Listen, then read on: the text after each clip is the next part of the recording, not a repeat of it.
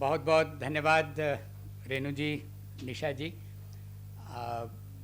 हालांकि मैं Punjab technical university में वाइस चांसलर रहा, लेकिन दुनिया में, भारत में भी जहाँ कहीं पर भी बात होती थी तो वो हमको पंजाब यूनिवर्सिटी का ही समझते थे, वो पीटीयू को पंजाब यूनिवर्सिटी का ही हिस्सा समझते थे। इसलिए पंजाब ब्रांड जिस तरीके से आप लोगों ने पूरी दुनिया में बड़ा ब्रांड बनाया है, उसका फ़ायदा हमको पंजाब टेक्निकल यूनिवर्सिटी में, पंजाब एग्रीकल्चर यूनिवर्सिटी में काफ़ी मिलता रहा है, और आज आप सब लोगों से इंटरेक्ट करने का अवसर मिल रहा है। इसके लिए मैं रेणु जी का बहुत ही आभारी हूँ। पिछली बार मनु जी ने यूआईटी के स्टूडेंट्स के साथ जब इंटरेक्ट करने के लिए बुलाया था, तो तभी मैंने कहा था कि कभी मौका मिलेगा तो ये बात टीचर्स के साथ करना ज़्यादा उपयोगी रहेगा। इसलिए आज के इस कार्यक्रम में टीचर्स के साथ ही इंटरेक्शन का विचार बनाया था। आप में से कोई ऐसे हों जिनको हिंदी समझने में कुछ कठिनाई हो तो मैं I can be bilingual, otherwise ठीक है। जब पहले मेरे पास पोस्टर आया तो उसमें लिखा था कि he will speak on universal human values. So I said नहीं, इसको चेंज कर दीजिए, I will specifically speak on minor degree on universal human values, कि हमारे एकेडमिक्स में इसकी क्या आवश्यकता है, और अब जो नई शिक्षा नीति आई है उसमें कैसी संभावना बनी है। और क्योंकि देश में यूनिवर्सिटीज़ ऑटोनोमस हैं, और यूनिवर्सिटीज़ के बोर्ड ऑफ स्टडीज़ और एकेडमिक काउंसिल्स जब इसको चाहेंगे तो तभी ये आगे इम्प्लीमेंट हो सकेगा, और तभी इसका फ़ायदा विद्यार्थियों को मिल सकेगा। उसी हेतु से कि हालांकि मॉडल करिकुलम एआईसीटी ने बनाया है, यूजीसी भी उसी डायरेक्शन में आगे बढ़ रही है, लेकिन पंजाब यूनिवर्सिटी की फैकल्टी, पंजाब यूनिवर्सिटी के कंसर्न कमेटीज़ इसको डेलिब्रेट करें, और इसके बारे में अगर हो सके, बल्कि हो सके क्या, कोई मुश्किल नहीं है, 2024 में जो एडमिशन्स हों तो उसमें विद्यार्थियों को इसका मौका मिल सके। ये मेरा आज का यहाँ आने का पर्पस है। हम सब लोग जानते हैं कि एज टीचर्स हम सबके सामने ये प्रश्न रहते हैं कि किस तरीके के ग्रेजुएट्स हम चाहते हैं कि यूनिवर्सिटी से निकल करके सोसाइटी में जाएं। हम सब लोग चाहते हैं कि ऐसे ग्रेजुएट्स बनाने के लिए किस प्रकार की एजुकेशन चाहिए, और ये जो नई चर्चा शुरू हुई है माइनर डिग्री की, ये क्या है, और अपनी यूनिवर्सिटी में इसके बारे में नेक्स्ट स्टेप्स क्या हो सकते हैं, इसी पर मैं अपनी आज की बातचीत का फोकस रखूँगा। एक बार मैं अपनी स्लाइड्स आपके साथ शेयर कर लूँगा, और आपके मन में जो भी प्रश्न हो आप नोट कर सकते हैं, बाद में उस पर चर्चा को आगे बढ़ाएंगे। हम सब लोग जानते हैं, सब लोग चर्चा करते हैं कि ये बात होती है कि बहुत स्किल्ड ग्रेजुएट्स चाहिए, और हर फील्ड में चाहिए, वो आर्ट्स में भी चाहिए, history, geography, psychology, sociology, humanities, languages, finance, economics, law, medicine, engineering, management, pharma, farming, agriculture, हर डिसिप्लिन में ऐसी स्किल्स हों कि हमारे बच्चे एम्प्लॉयबल हो जाएं।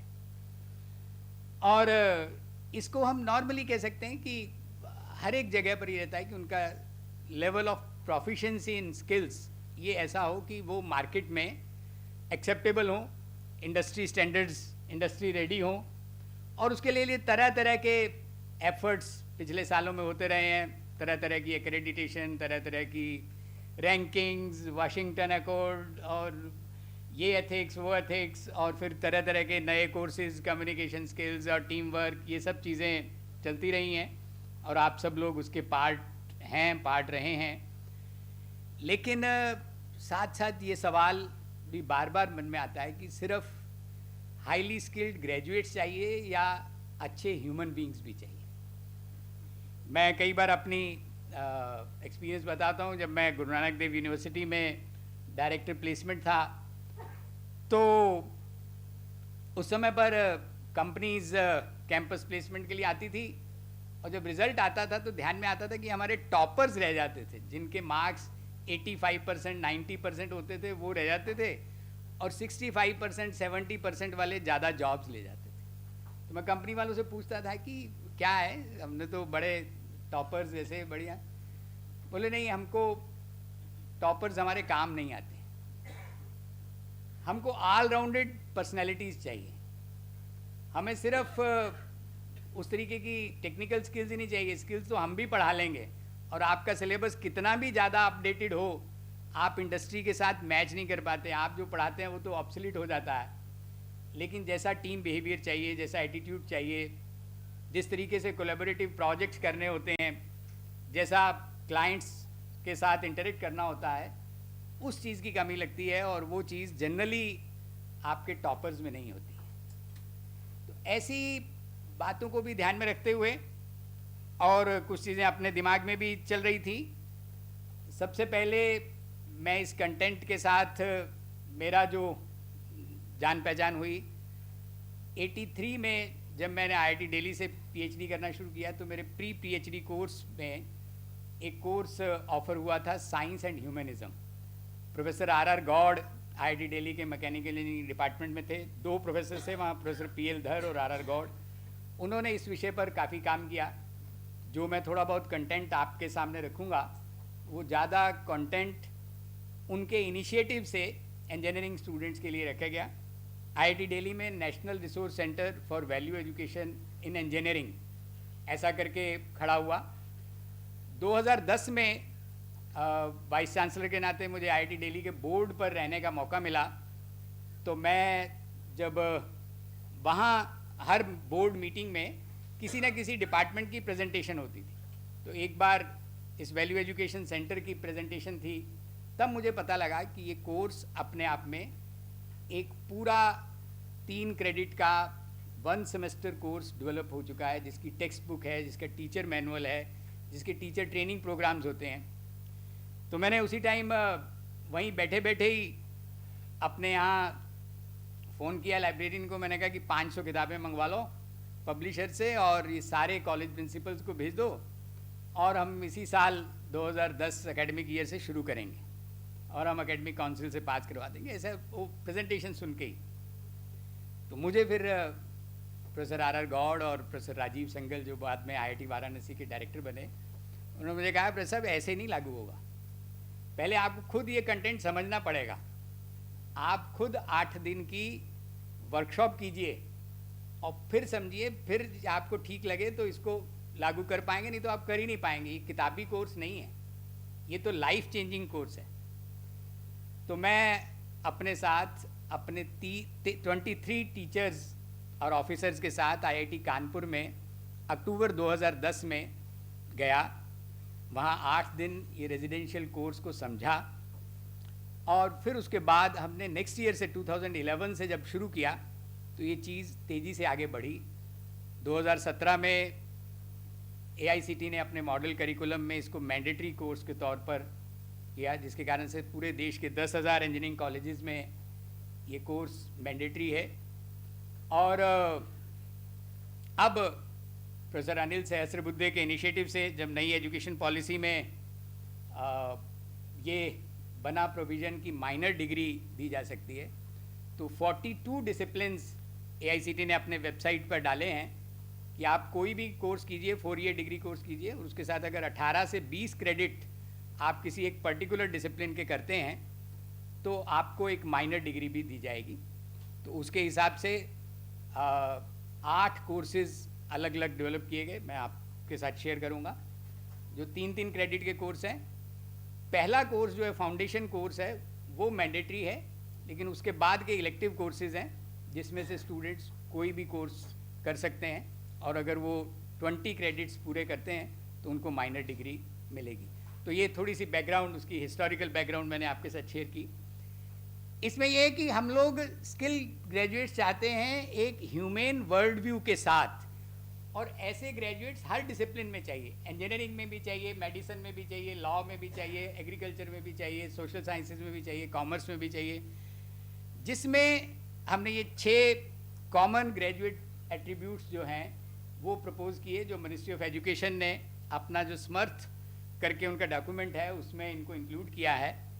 वो है holistic vision of life, life को सिर्फ आइसोलेशन में देखना, सिर्फ सैलरी पैकेज के साथ जोड़ना, सिर्फ अपना इंडिविजुअल कैरियर के साथ जोड़ना, इससे अपनी ज़िंदगी भी सुखी नहीं होती है, अपनी फैमिली लाइफ भी सुखी नहीं होती है, अपनी वर्क प्लेस की लाइफ भी सुखी नहीं होती है।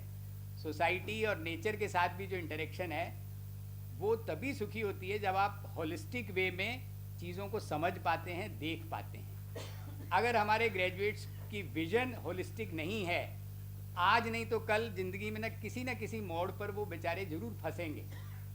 घर में फंसेंगे, बाज़ार में फंसेंगे, बाहर फंसेंगे, नहीं तो फिर ग्लोबल वार्मिंग में फंसेंगे, क्लाइमेट चेंज में फंसेंगे। Socially responsible behaviour, it start from family itself. अपने ब्रदर सिस्टर्स के साथ, अपने पेरेंट्स के साथ, अपने चिल्ड्रन के साथ, अपने स्पाउस के साथ। एनवायरमेंटली रिस्पॉन्सिबल वर्क, कैसी टेक्नोलॉजीज डेवलप करना, जिस तरीके की टेक्नोलॉजीज डेवलप हो रही हैं उसमें जिस तरीके का क्लाइमेट पर और एनवायरनमेंट फ़र्क पड़ रहा है वो सब मुझे बताने की ज़रूरत नहीं। Ethical human conduct, basic ethics जो मुझे समझ में आनी चाहिए कि मुझे अपनी ज़िंदगी के लिए ज़रूरी है। आज बेईमान से बेईमान आदमी भी जो है वो नौकर ईमानदार चाहता है। भले कहेगा कि सारी दुनिया बेईमानी से चलती है, बेईमानी के बिना नहीं चलता है, लेकिन उसको अपना नौकर ईमानदारी चाहिए, क्योंकि उसके बिना तो फंस जाएगा। Having competence and capabilities for maintaining health and hygiene. सब पढ़ाई कर लेंगे, बड़ी बड़ी डिग्रियाँ ले लेंगे, पीएचडी कर लेंगे, लेकिन अपनी हेल्थ नहीं संभाल सकते। पता लग रहा है कि ये खाना, ये सोना, ये ऐसे जीना, ये अपनी हेल्थ के लिए, किसी और का नुकसान नहीं होता है। तो ये तो हर ग्रेजुएट के लिए ज़रूरी है। Appreciation and aspiration for excellence and gratitude for all. First आना ये हम सिखाते हैं, लेकिन सबको एक्सेलेंस में बढ़ना है, इसके बारे में कहीं ना कहीं इग्नोरेंस है। इसको हमने कहा है कि दिस इज़ वैल्यू कॉम्पिटेंस। और हम अपने अंदर सोचें कि ये वाले एट्रीब्यूट्स चाहिए कि नहीं चाहिए। तो लोग कहते हैं कि करेंगे कि नहीं करेंगे, लोग कि भी अगर टीचर को चाहिए, सोसाइटी को चाहिए तो करेंगे, अगर बच्चों को लाइफ में इनका कुछ फ़ायदा लगता है तो करेंगे, नहीं चाहिए तो नहीं होगा, उसमें कोई ऐसी ज़बरदस्ती नहीं है। If you feel that we need these attributes then do we need to make efforts for it. तो बिना कुछ किए अपने आप हो जाएगा तो अभी तक तो नहीं हो पाया। उस डायरेक्शन में अपने को काम करना पड़ेगा। तो सिर्फ इतना ही नहीं कि ग्रेजुएट्स ऐसे चाहिए, तो सोशल लेवल पर भी हम सबकी एस्पायरेशंस हैं। हम सबकी एस्पायरेशंस हैं कि एनवायरमेंटली रिस्पॉन्सिबल साइंस, टेक्नोलॉजी और मैनेजमेंट के जो मॉडल्स हैं, जो टेक्नोलॉजीज हैं वो डेवलप हों, जो म्यूचुअली प्रॉस्पेरिटी, जिस तरीके के आपस का रिच और पुअर का जो गैप है वो बढ़ रहा है, इसको भी एड्रेस करना होगा। ये हम सब चाहते हैं सोशल लेवल पर। Socially responsible behavioural skills, team work, collaboration. मैं कल्ला काम कर लांगा, बस तुसी मैनू काम दे दियो मैडम, मैं ले आवांगा करके, ऐसे नाल ना दियो, ये तो खराब कर देगा। मतलब जेड़ा टीम वर्क ना कर सकन दी गल है, वो सोशली सानू कितना प्रॉब्लम कर रही है। Skills for meaningful participation in family, neighbourhood, institution, work place, community etcetera and all the way to the nation and beyond. बाकी दुनिया के नाल भी ऐसी रल मिल के रह सकी है। Orientation and skills for service which promotes harmony in family, society at all levels. Parents की सेवा करनी है, बच्चों की करनी है, घर में कोई बीमार है, पड़ोस में है, ये जो सारे भाव हैं इनको समझना पड़ेगा।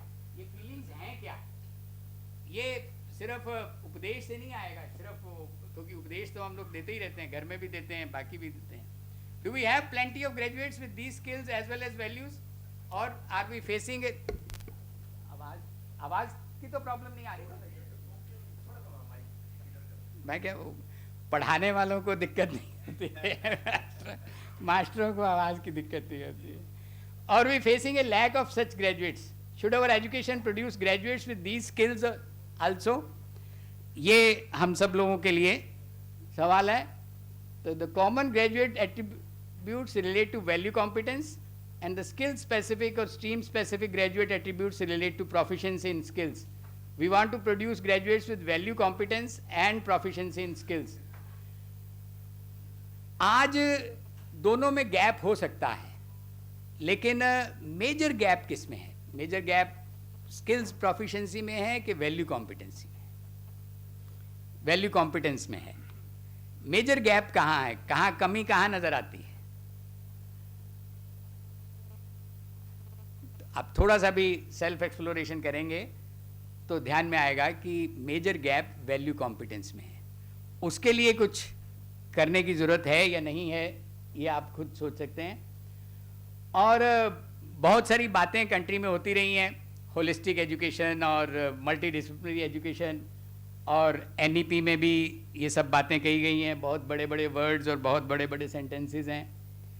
पहली लाइन पहले पेज पर पहले पैराग्राफ में ये लिखा है एनईपी में, education is fundamental for achieving 3 things: full human potential, number 2 developing N equitable and just society, and promoting national development. बड़े बड़े वर्ड्स हैं। फिर बीच बीच में कहीं लिखा है रूटेड इन इंडियन इथोस, कहीं लिखा है वैल्यू बेस्ड एजुकेशन, कहीं लिखा है universal human values, fundamental duties, constitutional values, global wellbeing. तो हम सब जानते हैं कि वर्ड्स लिखने से डॉक्यूमेंट में और सेंटेंसेस में उससे रिजल्ट नहीं आते हैं, रिजल्ट तो उसके आगे कुछ करने से आते हैं। और इसके बारे में ये कहा गया कि जो हायर एजुकेशन इंस्टीट्यूशंस हैं वो लोग credit based courses projects include करेंगे और वैल्यू बेस्ड एजुकेशन करेंगे, और ये बात कही गई कि उनमें सब तरह की चीज़ें होनी चाहिए, intellectual, aesthetic, social, physical, emotional, moral, in integrated manner, such an education will. तो इस सारे के लिए उन्होंने तरीका बताया कि होलिस्टिक एजुकेशन होनी चाहिए, ये भी पढ़ा दो, वो भी पढ़ा दो, ये भी कर दो, वो भी कर दो। तो हम सब लोग तो ग्राउंड पर क्लास लेते हैं और हम सब लोग यूथ के साथ इंटरेक्ट करते हैं, उनको पता है कि सिर्फ कोर्स जोड़ देने से और ये कर देने से मामला आगे बढ़ता नहीं है। Does not merely mean putting together the fragmented pieces of knowledge, values, skills without explicitly articulating the underlying comprehensive, unified and complete understanding of the existential reality at its base. ये जो होलिस्टिक की बात हो रही है, it's not a mixture kind of thing. जो science के teachers हैं, केमिस्ट्री वाले, तो जो वो मिक्सचर और कंपाउंड की बात होती है, तो ये इधर की ईंट इधर का रोड़ा, भानुमति ने कुनबा जोड़ा, उससे काम नहीं बनने वाला है। आपको एक यूनिफाइड फ्रेमवर्क को समझना पड़ेगा। We live at 4 dimensions. One is doing, thinking, feeling and understanding. ये चारों अगर अलाइंड हैं तब तो फर्क पड़ेगा। ज़्यादातर जो घरों में वैल्यू एजुकेशन होती है वो डूज एंड डोंट्स पर होती है, वो डूइंग पर होती है। ऐसे नमस्ते करो, गेस्ट आए तो पाँव छुओ, बड़ों का ये करो, वो करो, करो करो पर बात होती है। और उससे ज़्यादा जब स्कूल कॉलेज में 7वीं 8वीं में मॉरल एजुकेशन होती है, वो बात जो है वो बिलीव करो, बड़ों का ये करना चाहिए, सच बोलना चाहिए, चोरी नहीं करनी चाहिए, ऐसा करो, ऐसा करना चाहिए, वैसा करना चाहिए। तो ये बिलीव्स पर है। ये इसलिए मानो क्योंकि फलां किताब में लिखा है, रामायण में लिखा है, कुरान में लिखा है, बाइबल में लिखा है, फलां महापुरुष ने कहा है, गुरु नानक देव जी ने कहा है, विवेकानंद ने कहा है, हजरत मोहम्मद साहब ने कहा है। नहीं, हमको उससे आगे बढ़ना पड़ेगा। हमारी जो थिंकिंग और डूइंग है वो हमारी फीलिंग और बेसिकली हमारी अंडरस्टैंडिंग पर डिपेंड करता है। तो उस लेवल पर हम चीज़ों को नहीं देखेंगे तो हमें वो होलिस्टिक वैल्यू बेस्ड एजुकेशन की बात नहीं आएगी। तो उस चीज़ को ध्यान में रखते हुए AICT ने जो इम्प्लीमेंटेशन फ्रेमवर्क की बात कही है, उसमें मैं पूछना चाहूँगा कि आपको लगता है कि नहीं, do we need to develop a comprehensive, unified, harmonious and complete understanding of the underlying existential reality through our education. Example of the human being and the needs of human being, of how to fulfil these needs and live with fulfilment. आदमी की क्या क्या ज़रूरतें हैं और उन ज़रूरतों को कैसे पूरा करना है, और उन ज़रूरतों को पूरा करके आदमी कुछ फुलफिलमेंट की फीलिंग ले सकता है कि नहीं ले सकता है। और जिस अंडरस्टैंडिंग के साथ आज चल रहे हैं कि कैसे ना कैसे ज़्यादा से ज़्यादा पैसा आ जाए और वो कैसे भी कमा लिया जाए, तो क्या उससे मामला कहीं पहुंचेगा ठीक जगह तो बड़े आसानी से, थोड़ा सा भी उसके लिए कोई किताब पढ़ने की, कोई उपनिषद वेद कुरान पढ़ने की ज़रूरत नहीं है, खुद ही समझ में आता है। इस तरीके से चलने से मामला ठीक जगह पहुंचने वाला नहीं है। तो ये एक डॉक्यूमेंट AICTE के वेबसाइट पर है जिसमें इसके बारे में पूरी डिटेल में चर्चा की है। इस छोटे से सेशन में ये काम नहीं हो सकता है, जिसके 3 कंपोनेंट हैं। पहला है education on values founded on A holistic and humane world vision, कि दुनिया को हम देखते किस दृष्टि से हैं, हमारा वर्ल्ड व्यू क्या है। दूसरा है कि उस वर्ल्ड व्यू पर बेस्ड कोर्सेज डिज़ाइन करना, जिसमें तरह तरह की एग्जाम्पल्स, केस स्टडीज़ जो लोकल भी हैं, रीजनल भी हैं, नेशनल भी हैं, बाकी दुनिया की भी हैं, अलग अलग लैंग्वेजेस में हैं, और उससे related skills to reinforce and exemplify a holistic and human world vision. उसी वर्ल्ड विजन को एग्जाम्पलीफाई करने के लिए, उसी को रीइंफोर्स करने के लिए जो हमें अपने ही सराउंडिंग्स में, अपने ही नॉलेज सिस्टम में, इंडियन नॉलेज सिस्टम में वो एग्जाम्पल्स मिल सकती हैं। और थर्ड है learning nature friendly and human friendly skills and their practice. इसको AICTE ने इस 3 हिस्सों में इसको आगे बढ़ाने का, इसी लाइन को ध्यान में रखते हुए जो 7-8 कोर्सेज AICTE ने उसका करिकुलम डिज़ाइन किया है, और जिसको मिला करके वो बुके ऑफ कोर्सेज जिसमें से स्टूडेंट्स टेकअप कर सकते हैं अपने इंटरेस्ट से। पहला फाउंडेशन कोर्स जो मेनली ह्यूमन वर्ल्ड विजन पर है, वो कंपलसरी कोर्स है, और उसके बेसिस पर वो अपनी माइनर डिग्री अर्न कर सकता है। तो ये पूरा डॉक्यूमेंट डिटेल्स आप देख सकते हैं। मैं थोड़ा, क्योंकि कई चीज़ें आपके साथ शेयर करनी है आपके क्वेश्चंस लेने से पहले। ये जो पहला कोर्स है, it is a systematic study of harmony. इसमें प्रपोजल ये है कि यूनिवर्स में एक एग्जिस्टेंशियल हार्मनी है। ये सारी दुनिया, ये एग्जिस्टेंस इज को एग्जिस्टेंस। ये existence is not in conflict with each other, it's in harmony with each other. Harmony with in individual, harmony in family, harmony in society and harmony with nature. ये basic proposal है कि हम इस दुनिया में conflict में नहीं हैं, हम हार्मनी में हैं। और उस हार्मनी को, और ये जो हार्मनी है ये यूनिवर्सल है, ये सिर्फ इंडिया में नहीं है, ये सिर्फ पंजाब में, चंडीगढ़ में नहीं है, ये एशिया में भी है, ये ऑस्ट्रेलिया में भी है, ये अमेरिका में भी है, अफ्रीका में भी है, यूरोप में भी है। It's universal in nature.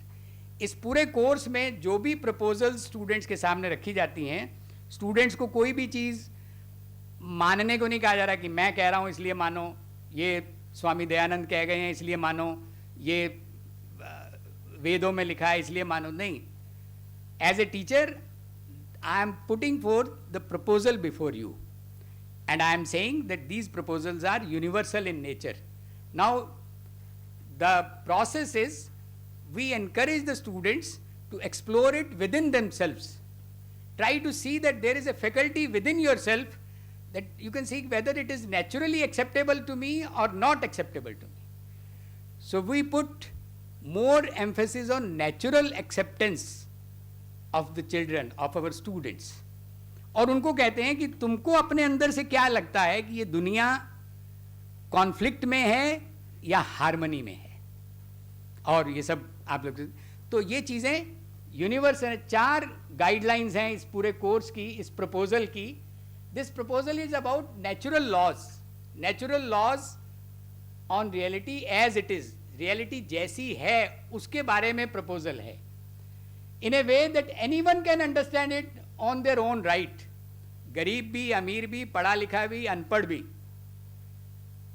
और उसके लिए बहुत पहले से कोई MA PhD करने की जरूरत नहीं है। अभी हम सिर्फ इसलिए हायर एजुकेशन में कर रहे हैं कि हमें बड़ी संख्या में फ्यूचर पेरेंट्स, फ्यूचर टीचर्स और फ्यूचर पॉलिसी मेकर्स चाहिए। अदरवाइज ये सारी बातें अगर पेरेंट्स को समझ होती, अगर स्कूल टीचर्स को समझ होती, तो ये बच्चा अपने आप अपने फैमिली एनवायरनमेंट में ही समझ जाता है. These are laws of the nature, and these laws are rational in nature. We can understand these laws, we can discuss it in our classes, and we can help the students to explore these laws within themselves and understand it on their own right. So this is the definition of rationality. इसके लिए ये नहीं कि भाई ये मैं बड़ा हूँ, मैं घर का फादर हूँ, मैं मदर हूँ, इसलिए तुमको मानना है. नहीं, जीना है, मज़े से जीना है, ज़िंदगी को का मज़ा लेना है, तो ऐसे ही जीना होगा. ये तुमको भी ठीक लगता है कि नहीं लगता है. And these are verifiable also. अगर नहीं ठीक लगता है तो तुम दूसरे तरीके से जी के देख लो, तुम लड़ाई करके देख लो, तुम कंपटीशन से जी के देख लो. कंपटीशन से अगर ज़िंदगी सुखी होती है तो वैसे कर लो, कॉपरेशन से ज़िंदगी सुखी होती है तो वैसे कर लो. It's up to you, it's a choice before you. अगर गुस्सा करना तुम्हें ताकत लगती है तो गुस्सा करना ताकत है कि गुस्सा करना वीकनेस है. तो ध्यान में आता है कि जब आप होपलेस हो जाते हो कि अब मैं कुछ नहीं कर सकता, मुझे अपना वॉल्यूम ही बढ़ाना पड़ेगा, तो फिर आप गुस्सा करते. तो ऐसी छोटी छोटी एग्जाम्पल्स के साथ कि वेरीफाइबल है and it's all encompassing. It deals with your doing, thinking, feeling and understanding. And it leads to harmony at all levels. Harmony within yourself, harmony with family, within family, harmony in society, and harmony with nature. Because we all live at 4 levels, in 4 dimensions. It follows a process of self-verification on the basis of one's natural acceptance, leading to self-confidence and self-evolution. Here, when you accept the things on your own natural acceptance, then you not only move towards discipline, but you move towards self-discipline. Then you don't need discipline from outside. तो ये जो it provides a universal basis for human values that supplements and can provide direction to the present educational system. तो ये AICT को इस तरीके का ये कंटेंट लगा. मैंने इसकी फाउंडेशंस के बारे में ये पिछले 30-40 साल का बहुत सारे टीचर्स का, बहुत सारे लोगों के मेहनत का फल है कि वो एक अच्छे एकेडमिक मॉड्यूल के तौर पर ये आज हम आप सब लोगों के सामने रख पा रहे हैं. It encourages students to discover what they consider valuable. जो बेसिक अंडरस्टैंडिंग है, universal, rational, verifiable, leading to harmony and all encompassing, उसके बेसिस पर उसको ध्यान में आता है कि मेरी ज़िंदगी में वैल्यूएबल क्या है, मेरी ज़िंदगी में मेरी हेल्थ वैल्यूएबल है कि नहीं है, मेरी ज़िंदगी में फैमिली के साथ ठीक तरीके से रहना, सोसाइटी के साथ, नेचर के साथ ठीक तरीके से रहना, ये वैल्यूएबल है कि नहीं है. And what are the superficial things in my life. वो डिस्क्रिमिनेट कर पाता है वैल्यूएबल और सुपरफिशियल के बीच में. It enables the student to discover and understand the innate value of human being in every aspect of life, individual, family, society, nature, reinforce the commitment and courage to live accordingly. जब आदमी खुद अपने अंदर सोचता है कि ये मैं जो इस तरीके से बिहेव कर रहा हूँ, यार शराब तो पीनी ही पड़ेगी, कंपनी में रहना है तो दूसरे काम करना है, ये मैं मजबूरी में कर रहा हूँ या मुझे नेचुरली एक्सेप्टेबल है. तो मजबूरी में ज़िंदगी जीना ये मुझे एक्सेप्टेबल है कि हिम्मत के साथ, करेज के साथ. तो जब उसको ध्यान में आता है कि असली चीज़ तो ये है, तो उसके अंदर एक करेज और कमिटमेंट पैदा होती है. It facilitates discussion and self exploration on life goals, reflection on what they are and what they want to be. आज मैं क्या हूँ और मैं क्या होना चाहता हूँ, इन दोनों में जो गैप है, उस गैप को कम करने के लिए जो टीचर की ओर से हैंड होल्डिंग चाहिए होती है, वो काम हम सब टीचर्स को अपने स्टूडेंट्स के साथ करना है. उनके अपने मन में है कि वो क्या होना चाहते हैं, क्या होना चाहते हैं. मैंने कहा मैं क्या बनना चाहते हैं, इंजीनियर बनना चाहते हैं, नहीं क्या होना चाहते हैं और क्या वो हैं. तो आज वो जिस तरीके की मजबूरी में, प्री कंडीशनिंग में जी रहे हैं, वो जैसा होना चाहते हैं, जो उनकी एस्पायरेशन है, वैसा उनको बना पाने में हम टीचर्स को उनकी हैंड होल्डिंग करनी. Relationships in family, relationships with society, relationships with nature and existence. हम में से कोई बच्चा, कोई टीचर, कोई सोसाइटी में कोई भी अपनी लाइफ अपोजिशन में नहीं जीना चाहता है, रिलेशनशिप में जीना चाहता है। तो उस सारी चीज़ को जो चाहते हैं हम, जो हमारी कॉमन चाहत है, उसके बारे में इसमें बात करते हैं।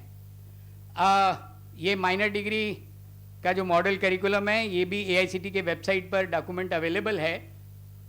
The minor degree in UHV will help to develop teachers, parents and policy makers of tomorrow.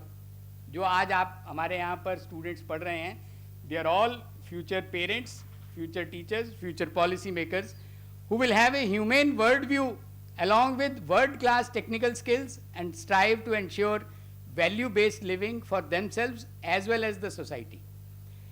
इसके बेसिस पर इस ह्यूमन वर्ल्ड व्यू जो बेसिकली ये है कि this whole universe is, this existence is को existence and universe is in harmony with each other, each unit of the universe are in harmony with each other. उसके courses हैं UHV 1 और 2 मैंने आपको बताया, वो फाउंडेशन कोर्स हैं, जो चीज़ें पहले बताई। UHV 3 है जो इलेक्टिव कोर्सेज हैं, understanding human being, nature and existence comprehensively. UHV 4 है vision for human society which is just and equitable, जो NEP में एजुकेशन से एक्सपेक्टेशन पहली लाइन में कही गई है। UHV 5 है human values in different philosophies, दर्शनाज, सिख दर्शन में, इस्लाम दर्शन में, जैन दर्शन में, वैदिक दर्शन में, दुनिया में अलग अलग जगह पर उसी एक सच्चाई को, उसी एक रियलिटी को अलग अलग तरीके से कैसे एक्सप्रेस किया है।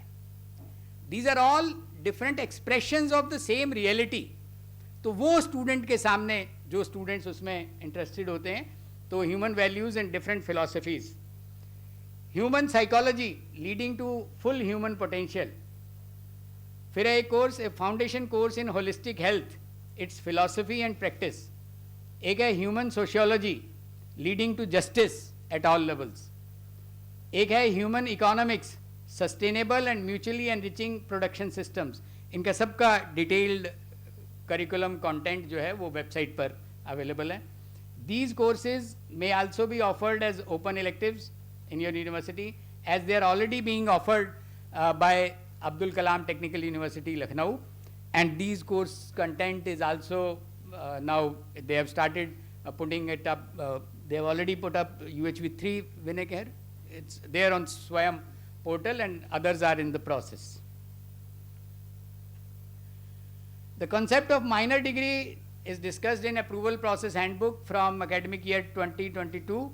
Issued by AICTE. They say that it will carry 18 to 20 credits in addition to credits essential for obtaining undergraduate degree in major discipline, which is 163 credits 4 साल में जो करने होते हैं। UHV courses are to be offered as open electives by the university. Each UHV course for minor degree in 3 credits, and they have started making it available on Swayam by AICTE until university faculty is prepared for that purpose. जैसे जैसे university के पास अपनी faculty हो जाएगी तो अपने यहाँ पर ऑफलाइन कोर्सेज कर सकते हैं।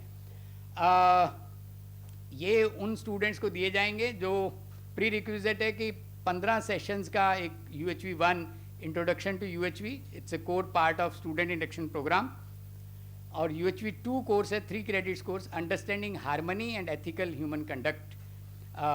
ये 1 semester 3 credit course which is generally offered in first year और second year. ये स्वयं पर ये कोर्स अवेलेबल है, आप भी रजिस्टर करके खुद भी कर सकते हैं। मैं क्वेश्चन आंसर्स के लिए टाइम बचे इसलिए मैं इसको जल्दी, है ना, आप AICTE के पोर्टल पर जाएंगे तो उसमें होम के साथ ये माइनर डिग्रीज, SIP वगैरह ये वाले जगह पर इसके डिटेल्स जो हैं वो अवेलेबल हैं। आप अपने वैल्यू एडिड कोर्सेज भी जिस तरीके के मैंने लिस्ट बताया वो आप अपने यहाँ पर कर सकते हैं। फिर टीचर्स तैयार करने के लिए AICTE लगातार फैकल्टी डेवलपमेंट प्रोग्राम्स करती हैं। आप कभी भी AICTE के वेबसाइट पर जाएंगे तो आपको उसका शेड्यूल मिलेगा आगे आने वाले वर्कशॉप्स का, आप उसमें रजिस्टर कर सकते हैं। तोमर जी के समय पर HRDC में भी एक कोर्स यहाँ 7-8 दिन का हो चुका है। आने वाले दिनों में आप और भी फैकल्टी डेवलपमेंट प्रोग्राम्स यहाँ पर कर सकते हैं।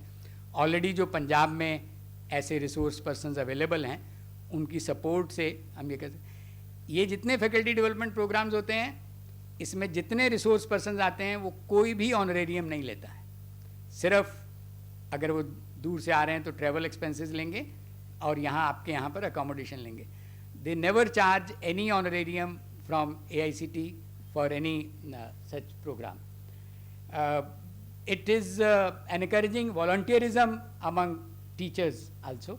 तो लगभग हमें कोविड के टाइम पर बहुत ज़्यादा मदद मिली, तब मंडे मॉर्निंग से लेकर के और फ्राइडे इवनिंग तक 5 दिन का बड़ा रिगरस ऑनलाइन प्रोग्राम होता है, जिसमें अटेंडेंस बहुत कंपलसरी होती है, बीच बीच में पोल्स होते हैं, असाइनमेंट्स होती हैं, और जनरली क्या एवरेज है 50% लोगों को सर्टिफिकेट मिलता है, 50-60% ही, क्योंकि वो काफ़ी रिगरस एवेल्यूएशन होती है।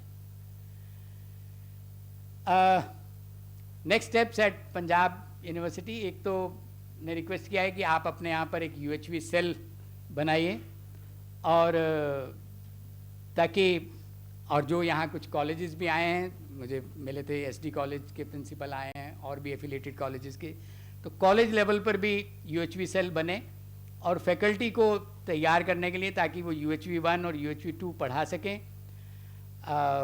ये जो UHV 1 है ये फर्स्ट ईयर में ऑफ़र होता है, UHV 2 फर्स्ट ईयर और सेकेंड ईयर में ऑफ़र होता है, और फिर second year onwards minor degree courses offer होते हैं, जो अगर टीचर नहीं है तो स्वयं से भी कर सकते हैं। और AICT और UHV टीम आपको इस मामले में हर तरह से सपोर्ट करने को तैयार है, to provide you course material, process, facilitation and preparation of faculty, management, policy maker सबके लिए। कुछ जो 2009 से 2022 तक काम हुए हैं, जस्ट मैं जल्दी से आपके साथ शेयर कर देता हूँ। हम ये नहीं मानते कि हमने कोई नया काम किया है, दुनिया में शुरू से ही दुनिया भर में लोगों ने कोशिश की है कि इस एग्जिस्टेंशियल ट्रुथ को समझने की और फिर उसको जीने की, और जीने का जो रास्ता है वो ट्रुथ को जीने का लव और कंपैशन ही है, और इसको समझना होता है, खुद समझना एज एन ह्यूमन बीइंग, और फिर इस सारी नेचर में जो अंडरलाइंग हार्मनी है उसको समझना और उसको जीना, और फिर एक इक्विटेबल और जस्ट सोसाइटी को डेवलप करने में अपनी कंट्रीब्यूशन करना। और ये सब जो कुछ अपने ही फोर फादर से हम लोगों ने सुना है, सीखा है, अपने पेरेंट्स से, अपनी फैमिलीज़ में, विद ग्रेटिट्यूड टू ऑल, उसी ट्रेडिशन को हम सब टीचर्स ने नेक्स्ट जनरेशन्स में आगे बढ़ाना है। There is nothing new we are doing, it's already available in our tradition, and this effort on universal human values is in continuation with the tradition of self-inquiry. We are not of the tradition of imposing issues. We have a tradition of self-inquiry and self-development for well-being of all. That means towards a human society, drawing upon its universal essence, it is put forth as proposals for self-exploration on one's own right. UHV has been experimented in last 40 years, so with people from all walks of life, youth in higher education, urban, children, families, criminals in jails, politicians, administrators, social workers, NGOs, farmers, Adivasis, ये इस course content को सबके साथ try किया है और सब जगह इसके एनकरेजिंग रिजल्ट्स मिले हैं। एक कॉलेज से शुरू करके पिछले 15 सालों में आज 4000 से ज़्यादा कॉलेजेस में एक्टिवली ये चीज़ हो रही है। We feel that it is a workable proposal with a significant potential. It can be used as a starting point for further developing a universal framework for incorporating values in mainstream education and for value-based living. You are the custodians of education in the nation. We invite you to participate, to explore the content, the process, and draw your own conclusions. It's just a proposal. I'm not sharing my conclusions. I'm just saying, if you also feel like that, you take it forward. In last 40 years, as I said that I was a student in that first course on science and humanism at IIT Delhi. 2001, MHRD established National Resource Centers in Value Education at IIT Delhi, NCRT and IIM Lucknow.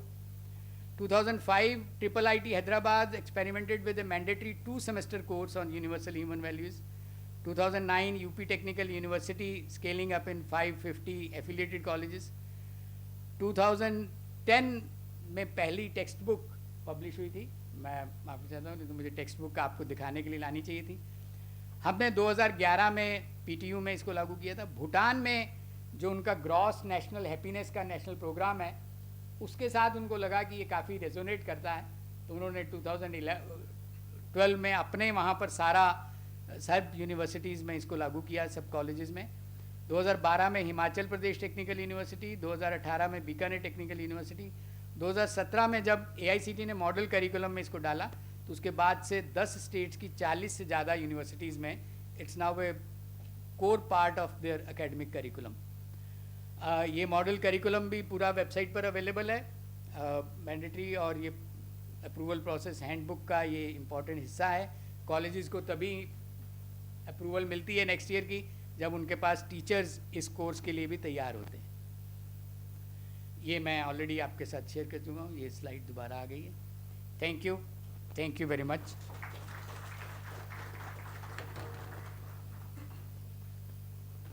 मैंने पूछा था मनु जी से कि कितने बजे तक चलना है, तो उन्होंने कहा कि हमने जो पोस्टर में लिखा है वो 5 बजे तक है, तो ज़रूरी नहीं है. तो मैंने सफिशिएंट टाइम, क्योंकि ज़्यादा जो यूज़फुल बात होगी वो डिस्कशन में होगी. So I invite questions from your side, and I think I can take up questions from there. Madam vice chancellor से रिक्वेस्ट की है कि मिनिमम 2 टीचर्स की टीम, एक यूनिवर्सिटी कोऑर्डिनेटर और एक यूनिवर्सिटी को कोऑर्डिनेटर, इस पर्पज़ के लिए, जो इसको डिटेल्स में स्टडी करके, देख के और इसकी डेलिब्रेशंस करके अपने यहाँ पर एकेडमिक काउंसिल में इसको लेकर के जाए.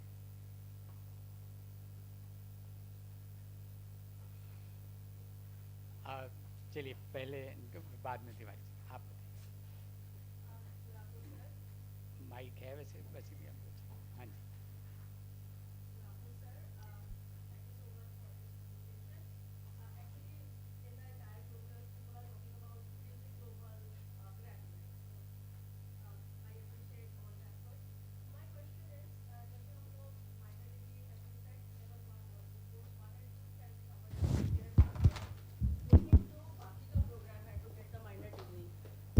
क्या उसको सेकेंड ईयर में ही किया जा सकता है? Because if I talk about PG level courses तो वो 2 ईयर का प्रोग्राम है और आने वाले साल में 1 साल का ही होने वाला है.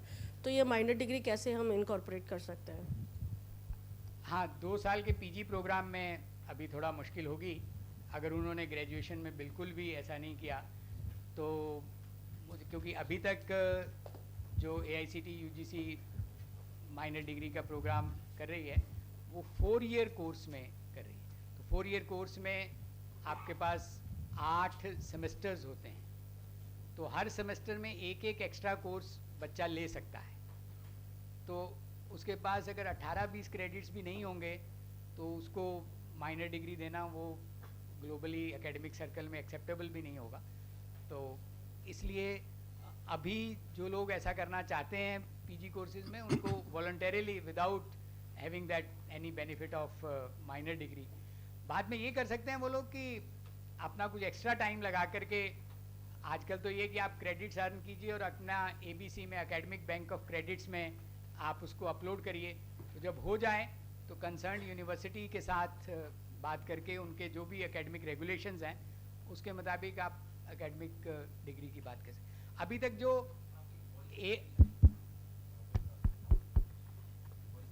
क्लियर नहीं आ रही, हेलो, अभी तक जो AICTE ने मॉडल करिकुलम दिया है माइनर डिग्री का, वो 18 मिनिमम क्रेडिट्स के बारे में कहा है. तो लेकिन यूनिवर्सिटीज़ ऑटोनमस हैं. Punjab university can make their own regulations also for that minor degree. This because AICTE and UGC they just issue guidelines. The actual thing is taken by the academic councils of the concerned university. हाँ, नमस्कार sir. अच्छा sir, मेरा सवाल छोटा सा है. जो courses offer किए हैं आपने, उनमें सिर्फ थियोरेटिकल नॉलेज है या प्रैक्टिकल एस्पेक्ट्स भी हैं उनमें? बिल्कुल ठीक है, ये कोर्स सिर्फ थ्योरेटिकल से हो नहीं सकता है। ये जो पहला फाउंडेशन कोर्स है उसका अगर टीचर मैनुअल और टेक्स्ट बुक देखेंगे तो उसमें 3 क्रेडिट का इसलिए है कि 2 घंटे के लेक्चर क्लासेस हैं, 2 लेक्चर क्लासेस हैं और 2 पीरियड ट्यूटोरियल के हैं जिसमें प्रैक्टिस सेशंस हैं और बहुत सारे प्रैक्टिस के लिए एग्जाम्पल्स जो हैं वो टेक्स्ट बुक में और टीचर मैनुअल में दिए गए हैं। बच्चों को एनकरेज किया जाता है कि जो कुछ वो थ्योरी में पढ़ रहे हैं उसको अलग अलग तरीके से अपने खुद के डे टू डे लाइफ में, अपनी फैमिली लाइफ में, अपने नेबरहुड में उसको करके देखें और उस तरीके की असाइनमेंट्स उनको दी जाती हैं। It's purely a practical kind of. So my suggestion was, when I started a course, Microbial Biotechnology in 2008, so what I tried is my students, so I would take them to like blind school, old age home, even PGI. Though I couldn't have it on regular basis, but that was my desire कि बच्चों को जो आप कह रहे हैं sir, so I tried a little bit on that. So if these students like who opt for these, if they are taken to these places, I think then the real impact would be there. You are very right. Thank you, sir. Thank you for mentioning it. Yes, it is the part of that course. So in different modules, specifically when there is a module on relationship with society, the students are encouraged to participate in such voluntary activities or to such blind school or such places there. In Punjab Technical University, we established an International Resource Center for Value Education. 2014 में वहाँ पर एक international conference की थी और specifically focus किया था delegates SAARC countries से। उसमें पाकिस्तान की 6 यूनिवर्सिटीज से 4 वाइस चांसलर्स, 1 डीन और 1 रजिस्ट्रार आए थे, 6 अलग अलग यूनिवर्सिटीज से। बांग्लादेश से भी थे, नेपाल से भी थे, भूटान से भी थे, श्रीलंका से नहीं आ पाए थे, अफगानिस्तान से नहीं आ पाए। उस समय पर जिस तरीके से उन 3 दिनों में डेलीगेट्स के सामने ये कंटेंट और ये प्रोसेस रखी गई, तो पाकिस्तान से आए हुए, ये बात 2014 फरवरी की है, आए डेलीगेट्स ने कहा कि हम इसको एज इट इज अपने यहाँ की यूनिवर्सिटीज में लागू कर सकते हैं, क्या आप हमको टीचर्स डेवलप करने के लिए हेल्प करेंगे?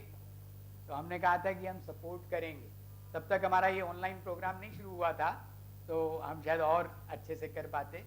उन्होंने उसके बाद भी अपने फैकल्टी मेंबर्स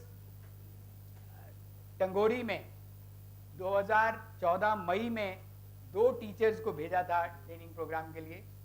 उसके बाद हमने ऑनलाइन एक कोर्स किया था लाहौर यूनिवर्सिटी के टीचर्स के साथ, लेकिन फिर उसके बाद आने जाने में, वीज़ा वगैरह मिलने में प्रॉब्लम होनी शुरू हुई और ये गैप हुआ। इस कोर्स का कंटेंट और इस कोर्स की डिलीवरी वो इस तरीके से है कि हमने अपने देश में और दूसरे देशों में इसको ट्राई किया है, इसको आगे बढ़ाने में मुश्किल नहीं होती। ये एक्सपीरियंस मैं आपसे शेयर करता हूँ। नमस्कार सर। हाँ जी। Sir, thank you for sharing this futuristic, ubiquitous, and this holistic document, strengthening the Indian knowledge system and Indian values. I have seen whole document and syllabus. मैं प्रिंसिपल हूँ non AICT approved college, Govindgarh public college. Courses जो non AICT and non technical courses वहाँ पे चलते हैं। And it is affiliated to Punjab Of course, this is Gobindgarh public college. My name is Neena Seth Pachni. तो मैं पूछना चाहती हूँ कि जो आप वैल्यू कॉम्पिटेंस गैप की बात हम कर रहे हैं वो हर लेवल पे ही अवेलेबल है और एस्पिरेशन और एक्सपेक्टेशन हर लेवल पे अलग अलग है। मैंने ये एक 7 डेज़ का ह्यूमन वैल्यू का कोर्स PTU से लॉन्ग टाइम बैक मैंने भी किया था, दैट वाज द रेजिडेंशियल। तो मैं सिर्फ ये जानना चाहती हूँ कि क्या HRDC की कोलैबोरेशन में या अर्पित के थ्रू टीचर्स के लिए फैकल्टी डेवलपमेंट प्रोग्राम या लीडरशिप डेवलपमेंट प्रोग्राम को इसको इनकॉर्पोरेट कर रहे हैं, नंबर 1। नंबर 2, क्या ये उन बच्चों के लिए जो non AICT technical non technical courses में हैं, क्या वो भी ये माइनर डिग्री ले सकते हैं ऑनलाइन? Thank you. बिल्कुल ये इसी पर्पस के लिए आज का ये सेशन है कि पंजाब यूनिवर्सिटी की एकेडमिक फ्रेटर्निटी के सामने ये प्रपोजल रख रहे हैं। इस काम को कॉलेज में करने के लिए पंजाब यूनिवर्सिटी की एकेडमिक काउंसिल को अपने रेगुलेशंस में इस चीज़ को अडॉप्ट करना होगा और फिर किया जा सकता है। HRDC की तरफ से जो अलग अलग तरह के फैकल्टी डेवलपमेंट प्रोग्राम्स के बारे में कहा गया है उसमें पहले से ही ये है और ऑलरेडी यहाँ एक बार पंजाब यूनिवर्सिटी में भी कोर्स हो चुका है जब तोमर जी HRDC डायरेक्टर थे और आगे भी हो सकते हैं। और अगर आप अपने कॉलेज के इनिशिएटिव से अपने कॉलेज में भी इस तरीके का प्रोग्राम करना चाहेंगे तो AICT आपके वेन्यू पर भी करने के लिए उसको UHV के रिसोर्स पर्सन्स को भेज सकती है। आपको सिर्फ जगह देनी है और प्रोग्राम हो जाएगा। तो इसको स्टेप बाय स्टेप आगे बढ़ाना होगा। तो इसी पर्पस के लिए कि इसी एकेडमिक सेशन से ये हो सके, इसीलिए आज का सेशन है और ये वाकई ज़रूरत है ऐसा लगता है। हाँ जी,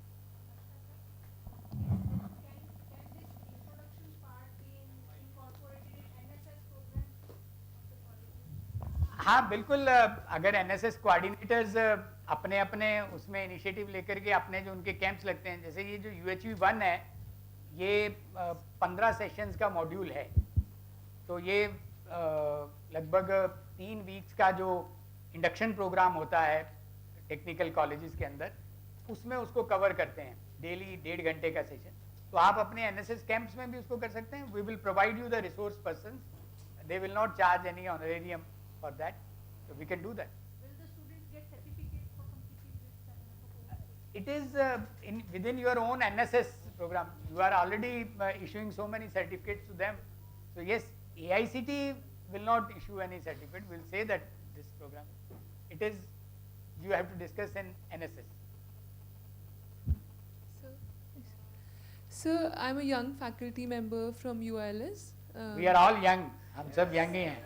So, I'm a देखिए फैकल्टी मेंबर कभी भी बूढ़ा नहीं होता, हर साल जवानों के साथ इंटरेक्ट करता है, तो इसलिए आप सिर्फ आप नहीं क्लेम कर सकते, हम सब यंग हैं। No, sir, I gave that disclaimer because I don't know if my question is appropriate. Yes. Sir, I do want to mention, thank you for the very enriching presentation. I feel like we're living in a climate of growing intolerance, politically and otherwise, and I see it at the department also now of the recent things that are happening in Punjab with Amritpal controversy. And so when I teach in class also, because I can't go with a lot of idealism, I feel like there's a sense of commodification of education and students are just becoming factory products. So sir, within law, I teach constitutional law, and within constitutional law, my specialization is part 3, which is fundamental rights. And I feel like your presentation is very closely related with what I teach. Sir, so I just, if you could comment on how the course that you just talked about on human values, it can actually complement legal curriculum, because I feel like when I'm teaching law also, I try to emphasize on the underlying jurisprudential legal philosophy of why, say, free speech or right to life is important. Kids are not interested in that. They're just like, हमें बाहर ये काम आएगा कि नहीं?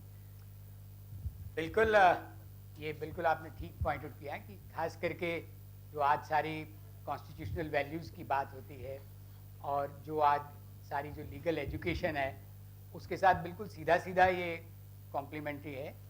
और उस हिसाब से मैडम रेनू आज मॉर्निंग में कह रहे थे कि यूनिवर्सिटी में हम सोच रहे हैं कि वैल्यू एडिड कोर्सेज जो UGC की तरफ से है वो एक पूरा बुके हो इलेक्टिव कोर्सेज का, और फिर आप एनकरेज कर सकते हैं अपने स्टूडेंट्स को कि उसमें से लेकर के तो वो उनका जो डिग्री की जो रिक्वायरमेंट्स हैं तो उसमें जितने क्रेडिट्स उन वैल्यू एडिड कोर्सेज से लेने हैं उसमें आप ले सकते हैं। और मेरा सजेशन ये हुआ कि आप खुद और आपके कुछ टीचर फ्रेंड्स वो मिलकर के पहले एक बार पूरा कोर्स कंटेंट को देखेंगे, समझेंगे, तो फिर शायद उसका और ज़्यादा फ़ायदा और ज़्यादा उसकी यूटिलिटी आपको ध्यान में आए। Thank you sir. हाँ जी। सर सबसे पहले धन्यवाद कि आपने इस मुद्दे पे बात रखा। और मुझे याद है सर जब 2011-12 में मुझे आपके साथ इस पे कार्य करने का मौका मिला सर साहब प्रोफेसर साहब ने क्वेश्चन पूछा था कि प्रैक्टिकल एक्सपर्ट्स के, उसी के ऊपर एक बात शेयर करना था सर कि प्रोग्राम चला हुआ था 8 डेज़ का, डे नाइट इन हाउस। तो एक जेंटलमैन थे, उन्होंने बोला कि इस देश का बेड़ा गर्क करने वाले मैनेजमेंट वाले लोग हैं, इन्होंने बेड़ा गर्क कर दिया। तो काफ़ी हाइपर हुए, सब लोगों ने बड़ा चिंतित थे कि बात क्या हो गई। बाई चांस मैं उसको कोऑर्डिनेट कर रहा था, तब मैं मैनेजमेंट डिपार्टमेंट में था सर। तो हमने उनकी बात पूरे ध्यान से सुनी, हमने कहा कि भाई साहब आप इसको कंक्लूड करो प्लीज़। कहते सर 10 रुपए की सिगरेट बेचने के लिए आप एक ऐड निकालते हो, बच्चा बाइक पे दौड़ता है और आप 2 डबल स्टोरीज को क्रॉस कर देते हो, और फिर हमारा यूथ क्या करता है सर, उसी सिगरेट को पीता है और वो भी उसी तरह से एक्सपेरिमेंट्स करता है सर मैडम ने भी बोला सर छोटी छोटी चीज़ें थी और हमने खुद अनुभव किया कि उन चीज़ों के सकारात्मक रिजल्ट आए।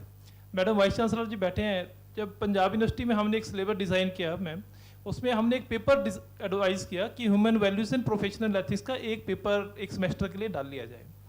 तो उसमें एक आवाज़ आई कि इससे तो हमारे टीचर्स का वर्कलोड कम हो जाएगा। मुझे कहते हुए बड़ी खुशी है कि ये एक ऐसा पेपर है जिसको कोई भी सब्जेक्ट का टीचर पढ़ा सकता है, और दिल से अगर 8 डेज़ का वर्कशॉप कोई भी लगाता है, तो मैं ये नहीं कहता कि 8 डेज से उसमें बहुत ज़्यादा परिवर्तन आता है, परंतु हाँ उसमें परिवर्तन जरूर आता है। सर हमारे साथ एक कार्य प्रोफेसर साहब थे, वो आए, वो चले गए, अगले कार्यक्रम में फिर से आ गए सर, वो 2 दिन के गैप पे। तो डॉक्टर केसी शर्मा जी से हमने पूछा कि सर आप तो अभी लगाया था, आपको क्या हुआ? कहते कि मैं जब घर गया तो मैं जाते टाइम एक बुके परचेज कर लिया और मैंने अपनी धर्मपत्नी को दिया। तो मुझे कहती कि शर्मा जी आज सूरज पश्चिम से निकला था क्या? तो मैंने कहा नहीं, सूरज तो वहीं से निकला था, परंतु मुझे आज रियलाइज़ हुआ कि हम 2 ही घर में लोग रहते हैं, आप टीवी देखते रहते हैं, मैं बुक्स पढ़ता रहता हूँ, परंतु दोनों अलग अलग रूम में बैठ के करते हैं, तो क्यों ना हम इकट्ठे बैठें। तो एक पॉजिटिविटी के साथ जब काम किया जाता है, शुरू में उसमें समस्या आई परंतु बाद में वो सब सॉल्व होती चली गई। और मेरा अनुग्रह रहेगा कि माननीय संजय कौशिक सर भी बैठे हैं कि सभी कॉलेज जैसे ही सेल को एस्टेब्लिश करें तो सिर्फ एस्टेब्लिश करना उसका पर्पज़ ना हो, उसमें एक कार्य प्रारंभ किया जाए। और जैसे जैसे उसमें सर ने बोला कि 2 ट्यूटोरियल हैं, प्रैक्टिकल एक्सेप्ट जोड़ेंगे, बहुत सारी गतिविधियां जुड़ जाती हैं, और एनएसएस वाले जुड़ते हैं, एनसीसी वाले जुड़ते हैं, तो उससे बहुत अच्छे रिजल्ट आएंगे। सर दिल से आपका सादर आभार और बहुत बहुत धन्यवाद सर। बस मैं इसमें इतनी बात, ये तो हम लोग नहीं गारंटी देते कि 8 दिन के कोर्स करने से कोई बदल जाता है, लेकिन इतना ज़रूर अपने एक्सपीरियंस से कहते हो कि बदल होना शुरू हो जाता है, वो एक तरफ ध्यान जाता है बदल की तरफ, इतना ज़रूर मैं गारंटी दे सकता हूँ। हाँ, इन्होंने माइक पकड़ा, फिर आप। अच्छा आपसे, हाँ नहीं चलिए। सर मेरा प्रश्न ये है कि जहाँ यूनिवर्सल ह्यूमन वैल्यूज़ की बात हो रही है, तो उसमें भारतीय संस्कृति बहुत महत्वपूर्ण है और उसकी उपेक्षा करके हम इसमें आगे नहीं बढ़ सकते हैं। जहाँ तक इसका पॉजिटिव एस्पेक्ट्स है, जैसे वेदों में दिया है या मनुस्मृति में जैसे धर्म के 10 लक्षण में बताए, धृति, क्षमा, दमो, स्तेयम, शौचम, इंद्रिय निग्रह, धी विद्या, सत्यम, अक्रोधो, दशकम धर्म लक्षणम। तो इसमें तो धर्म या आध्यात्म पूजा पाठ कहीं नहीं आती है, ये तो एकदम प्रैक्टिकल है। दूसरी चीज़ और सर, एक मैं आर्टिकल पढ़ा था, दिल्ली विश्वविद्यालय के एक फिजिक्स के प्रोफेसर हैं, गुप्ता जी, कोई नाम उनका नहीं आ रहा है हमें स्मरण, उन्होंने उनकी एक आर्टिकल भी है, उसमें लिखा था कि जो ये क्रुएलिटी से स्लॉटर होता है काउज की, तो उसमें जो सौरोफुल रेडिएशन निकलता है, तो ये हमारे पारिस्थितिक तंत्र के लिए खतरा है। और कई चीज़ें सर हैं। तो मेरा सर प्रश्न ये है कि इसमें कोई भी पॉलिसी हम बनाते हैं तो हम विदेशों में जो प्रचलित परंपराएं हैं या नए थ्योरीज हैं उसको हम एडॉप्ट करते हैं, अपनी संस्कृति की उपेक्षा हम क्यों करते हैं? जैसे मैडम ने लॉ के बारे में ही कहा, तो हमारे न्याय शास्त्र में एक लाइन में पूरे न्याय को परिभाषित किया गया है कि प्रमाणैः अर्थ परीक्षणम न्यायः, और सारा न्याय इसी पर टिका हुआ है। तो ये सर नई जो पॉलिसी बनती है उसमें हमारी संस्कृति की उपेक्षा क्यों की जा रही है? ये मेरा प्रश्न है सर। इस बात पर मैं सिर्फ इतनी बात कहूँगा कि जितना मैंने भारतीय संस्कृति को पढ़ने की, समझने की कोशिश की है, मुझे अपनी भारतीय संस्कृति में ऐसी कोई चीज़ नहीं लगी कि जो यूनिवर्सल ना हो, जो सब पर लागू ना हो। तो इसलिए अगर मेरी संस्कृति यूनिवर्सल संस्कृति है तो मैं उसको यूनिवर्सल ही कहना चाहूँगा। दूसरी बात कि ये कहना कि ये मेरी ऐसी है और तुम्हारी वैसी है, उसकी बजाय जो सच्चाई जैसी है वैसा उसको कहा जाए। तो सच्चाई जब दिखाई देती है तो मुझे भी दिखाई देगी, उसको भी दिखाई देगी। सिर्फ है कि सच्चाई को पूरा देखना, होलिस्टिकली देखने से, वो चाहे उधर से देखो चाहे इधर से देखो, तब वो पूरी दिखाई देती है, तब वो पूरी एक ही दिखाई देती, एक ही होती।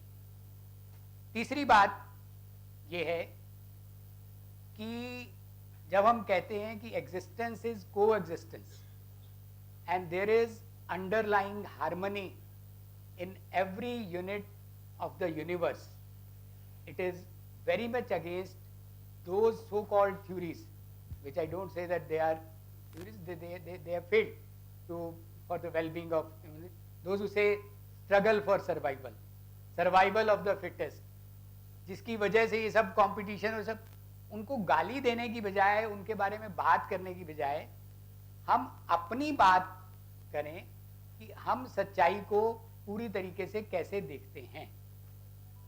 हम जिसको अपना कहते हैं वो पूरी सच्चाई यूनिवर्सल है, वो सारी दुनिया के सुख के लिए, उसको हम सर्वे भवन्तु सुखिना कहते हैं, उसको हम पंजाब में सर्वत्र भला कहते हैं, और इट इज़ फॉर ऑल। और जिनको आज दिखाई दे रही है वो आज उसको मानते हैं, जिनको कल दिखाई देगी वो कल उसको मानेंगे। इतना ही मैं कहना चाहूँगा। तो इसलिए एज टीचर्स हम लोगों को, हम अगर हमारे और तुम्हारे में बांटेंगे तो फिर यह वो भारतीय संस्कृति के मुताबिक नहीं होगा। भारतीय संस्कृति में हमारा और तुम्हारा नहीं है, भारतीय संस्कृति में पूरा एक सच है। ਸਤਿ ਸ਼੍ਰੀ ਅਕਾਲ ਸਰ। सच क्या? ਮੈਂ ਪੰਜਾਬ ਟੈਕਨੀਕਲ ਯੂਨੀਵਰਸਿਟੀ ਤੋਂ ਸਪੈਸ਼ਲੀ ਆਇਆ ਸਰ ਨੂੰ ਮਿਲਣ ਜੀ। ਮੈਂ ਆਪਣਾ ਇੱਕ ਛੋਟਾ ਜਿਹਾ ਐਕਸਪੀਰੀਅੰਸ ਸ਼ੇਅਰ ਕਰੂੰਗਾ ਰਿਗਾਰਡਿੰਗ ਦਿਸ ਗ੍ਰੇਟ ਕਨਸੈਪਟ।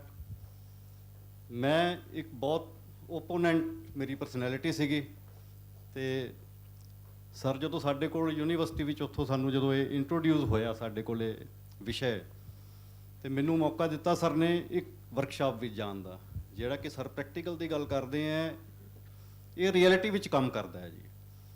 ਮੇਰੇ ਨਾਲ ਕਿਵੇਂ ਕੀਤਾ ਇਹ, ਜਦੋਂ ਅਸੀਂ ਵਰਕਸ਼ਾਪ ਵਿੱਚ ਜਾਂਦੇ ਹਾਂ ਬਹੁਤ ਸਾਰੇ ਸਵਾਲ ਸਾਡੇ ਮਨ ਵਿੱਚ ਹੁੰਦੇ ਆ, ਜਿਹੜੇ ਕਿ ਅਸੀਂ ਆਪਣੇ ਆਪ ਨਾਲ ਲੜਦੇ ਹਾਂ basically.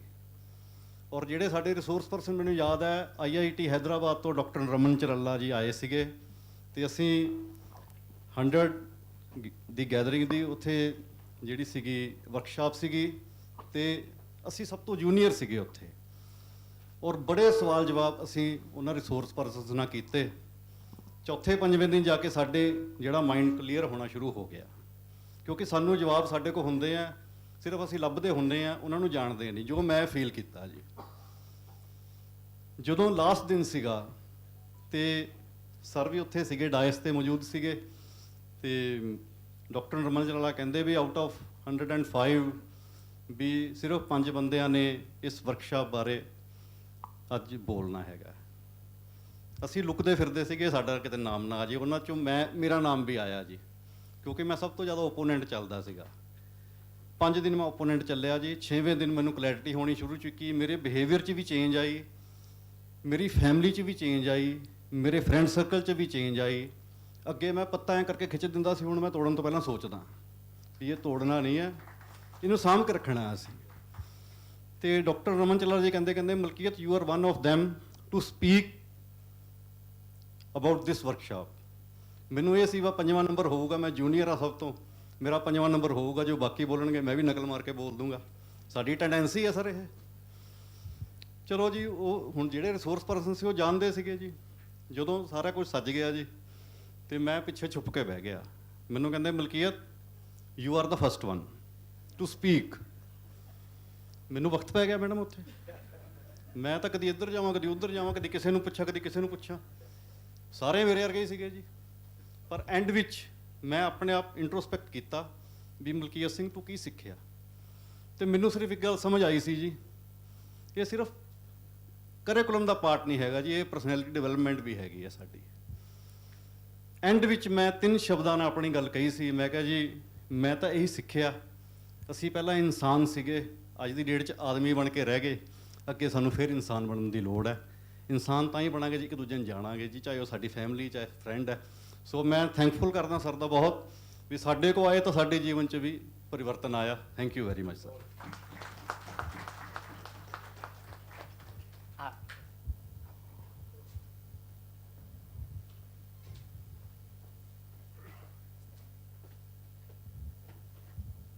Hello, thank you, Dr. Arora, thank you, Dr. Vij, and Dr. Kaushik, everybody. I am a student of education, history of education, philosophy of education, and curriculum development. I have attended few programs and conducted also and found that those are very useful. But what I feel is that each one of us have reached to a stage, and we will be going from that stage to the higher stage when we conduct this program. So it is not that, once we conduct this program, we will reach to the final goal. I consider all professionals, which is the goal of the education also, whether they are in science, education, anywhere science, they have to have professional knowledge, professional skill, and professional attitudes. In professional knowledge, when we are talking about what are the basics of foundation of education. Foundation of educations are, which have been initiated in the NEP 2020 also and earlier also, that learning to be, learning to do, learning to live together, learning to learn, learning to be creative, innovative, and entrepreneur and something, and learning to take care of the environment and all that. So these are the fundamental foundation of all curriculum which have been prepared. Now in our education policy, we have all seen that we have a 10 level pyramid. And in 10 level pyramid, we are trying to fulfill all these objectives. So it means from one level to the other level, we are incorporating all the things of the curriculum. So when Punjab University and other people are designing the curriculum, they have not only to see what is the graduate attributes which are required, they have to see what has been acquired by the students at different levels. And based on that, they should try to give input to the children or the youth when they are in the graduate level. If they do that way, then it will be good. Otherwise, what will happen if we give the module as it is and tell them that you have to just do it, it will not have that impact. Rather than tell them, this is the professional development requirement, and if you develop these things, it will be helpful to you, play a role as a professional. Thank you. Thank you, President. I agree with you.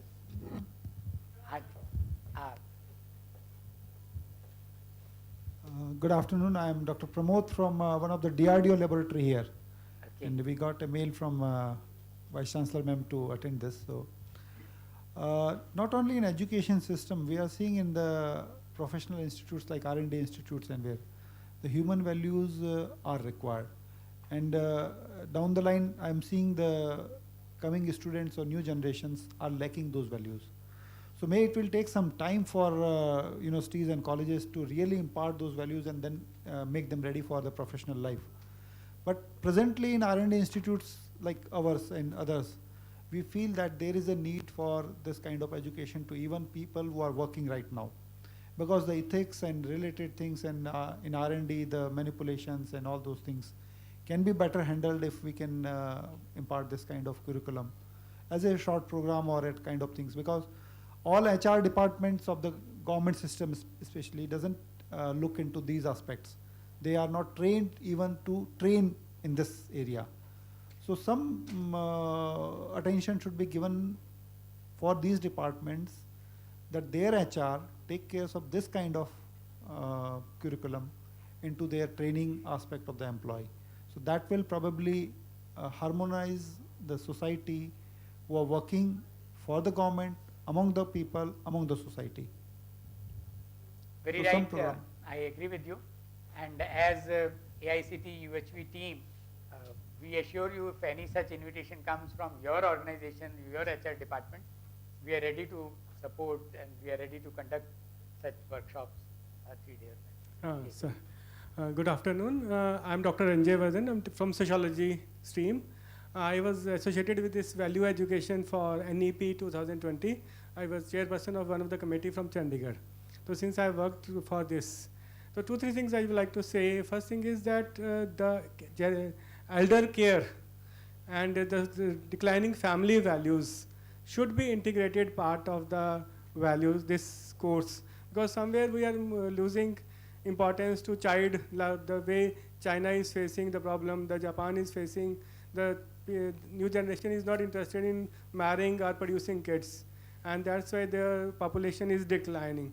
Therefore, we have to make efforts for including such kind of values. Plus, more I feel like that somebody was pointing about activity part. So somewhere when students are being given such kind of education or training or workshop, there should be role plays or skits that will make it very interesting and that have a long-lasting effect on their minds and that they can apply for in their later life. Thank you, sir. Thank you very much. I am happy to share with you that out of those 5 modules, one full module is based on our relationship in family, and there we talk about all such issues, a relationship with parents, relationship with children and spouse and our brothers and sisters, and there we have such practical exercises also.